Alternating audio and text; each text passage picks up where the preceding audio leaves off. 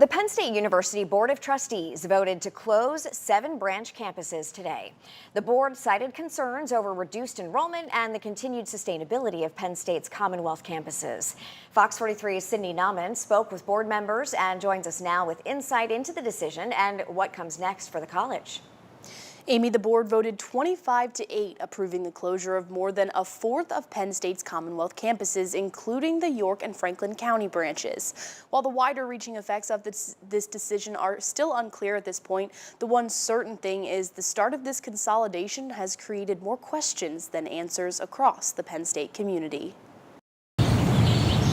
It's a sad day for Penn State. On Thursday, the Penn State University Board of Trustees voted to close 7 campuses across the Commonwealth, including the York and Franklin County branches. Class of '91 alumnus Jay Paterno is on the board and was one of just 7 others to vote against the decision out of concern for the community. We're retreating from some areas of the Commonwealth where we could have been a solution to some of the problems they're facing, and instead we're going to add to their problems. Problems like reduced access to higher education for low-income families. But the recommendation to close a fourth of Penn State's Commonwealth campuses identified other problems, including increasing costs and declining enrollment. Board President Neely Bendiputi explained a decline in birth rates and students choosing to go to college have contributed to the calls for closure. We now know at least for the next 2 decades, enrollments are going to drop nationally as well as in Pennsylvania. A trend that for the last decade has plagued branch campuses like York and Mont Alto, with a respective 40% and 35% decline in enrollment.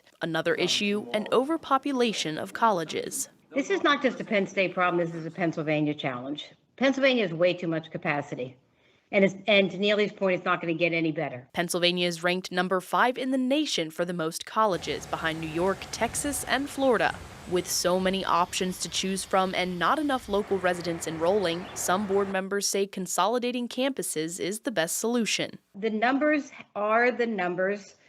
We need to continue to set up Penn State for financial success. Some even suggested more campus cuts. I think we should go deeper on the closures, as I fear we will be back here discussing the same facts and circumstances in a few years. Paterno, however, argues the decision came with more questions than answers. We don't know what it's going to cost to keep these campuses open the next 2 years.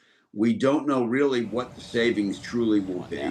And we don't know what happens to the real estate. So there's a number of things that still have to be sorted out. These are all questions that a lot of us would have liked to have had answered before this vote.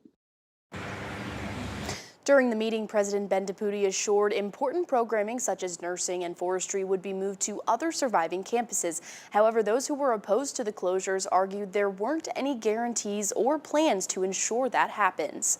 Officials say the closures are expected to go into effect following the spring 2027 semester.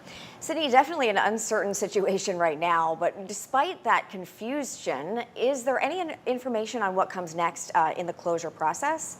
So the next thing that happens is the board's decision to close the campuses must be submitted to the governor by July 1st and approved by him and the Pennsylvania Department of Education before that consolidation can begin. All right, we'll have to wait and see what happens. Cindy Nauman reporting tonight. Thanks so much.